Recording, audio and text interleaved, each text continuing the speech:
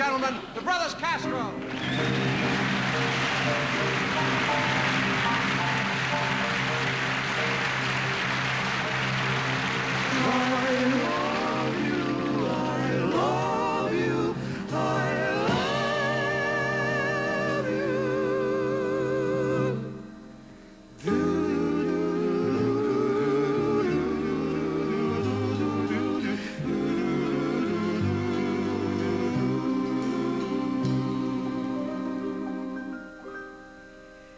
Michel, my bed, these are words that go together well. My Michel,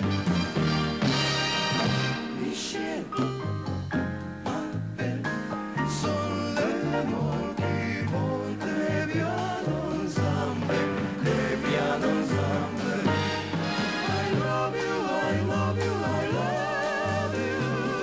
That's all I want to say until I find a way. I will say the only words I know that you understand.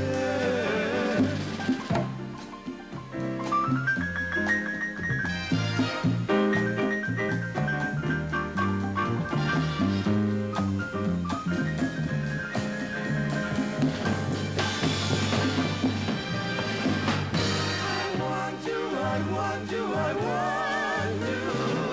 I think you know by now. I'll get to you somehow. Until I do, I'm telling you, so you understand. Michel, ma belle, son les mots qui vont très bien ensemble, très bien ensemble. And I will say the only words I know that you understand. My Michel.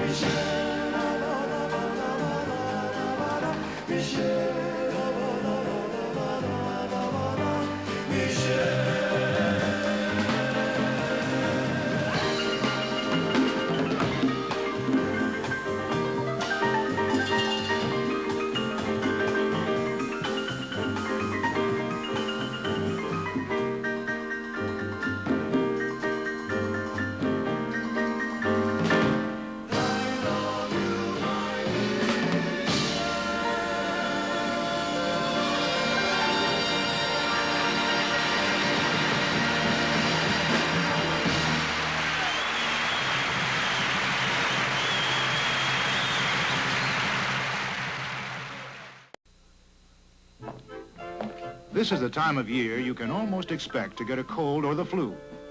So be prepared to follow the 3 steps doctors recommend. Rest in bed, like Roger here.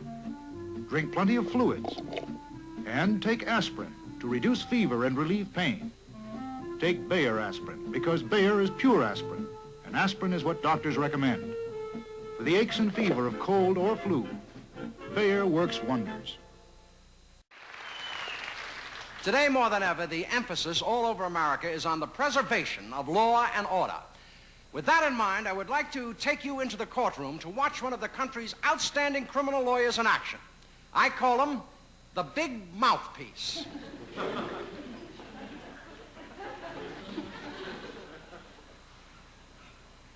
Your Honor, ladies and gentlemen of the jury, for the past 20 minutes I have sat idly by while my worthy opponent, the prosecuting attorney, has stood up here and made a complete ass of himself. Now it's my turn. Now, the case here is very simple. The defendant, Mrs. Irving Glick, murdered her husband. But that's not the important thing. It's important to Mr. Glick. But the important thing here is that she had a reason. You see, she loved him. And each man kills the thing he loves. Some do it with a kiss, some with a caress, some with a smile. She did it with 6 slugs from a .45 automatic. And for this, she has been subjected to the threats of this court. Ladies and gentlemen of the jury, she should have been given a medal. Those 6 slugs are right between the eyes. That's marksman's medal. Everybody knows that. Now, the prosecuting attorney has stood up here and called her a liar, a cheat, a thief, a blackmailer, and a homicidal maniac.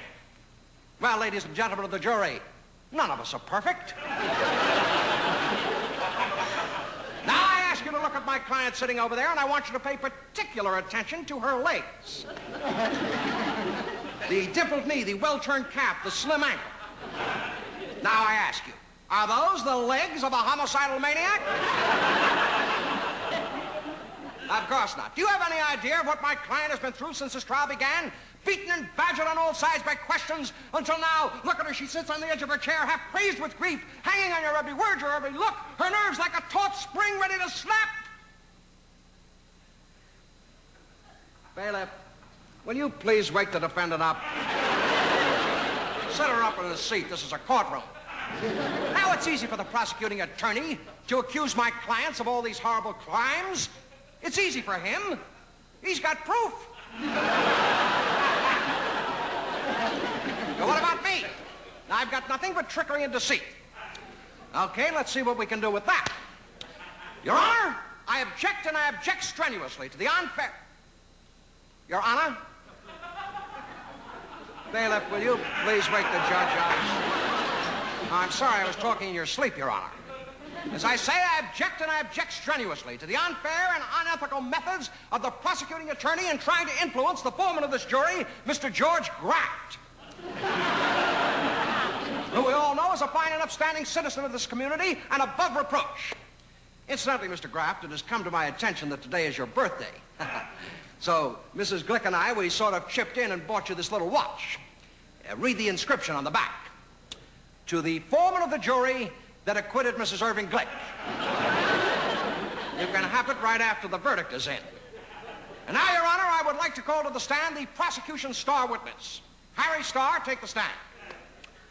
Now, Mr. Starr, did you or did you not say that it was Bikini and not Biloxi who was seen at Matassi's place that night? And did you not also infer that Yalmy could not possibly have been in Chicago with the Matassi gang on the night when Freebish was seen leaving Hofnagel's apartment? With the result that it wasn't until the Tuesday following the aforementioned Friday, January the 19th, that you found the pawn ticket in Vandercliff's overcoat. Yet you say that Alice Gratz knew because she was afraid of McNamara. And on the strength of this, you would have this court and this jury believe that Glock was in the tannery that night with Fink's Cocker Spaniel. Well, ladies and gentlemen of the jury, I have here in my pocket an excerpt from the 1953 Old Farmer's Almanac, which states clearly and precisely beyond a shadow of a doubt that on the night in question, there was no moon. And if there was no moon, Mr. Starr, then how could you possibly have seen the defendant when she pumped those 6 slugs into her husband's head? She was inside and all the lights were on. Get him off the stand. He disgusts me. I never did trust old farmers anyway. Now, Your Honor, I should like to call to the stand the defendant. Well, wake her up and get her up in the stand. Now, Mrs. Glick, would you kindly tell this court what you were doing on the night of January the 19th? Automobile riding in Lover's Lane. And what were you doing last night? Automobile riding in Lover's Lane. What are you doing tonight? I'm sorry, Your Honor. I didn't know you had asked first. And now I should like to sum up briefly. After hearing all the evidence in this case, in all justice, there is only one possible verdict you can bring in. However, I'm hoping you'll forget about justice and bring in a verdict of not guilty. Ladies and gentlemen of the jury, give my client a chance to walk in the sun once more with the wind and the rain in her hair. Give her a chance, ladies and gentlemen of the jury. Ladies and gentlemen of the jury. Bailiff. Bailiff. The defense rests. I might as well. Everyone else is.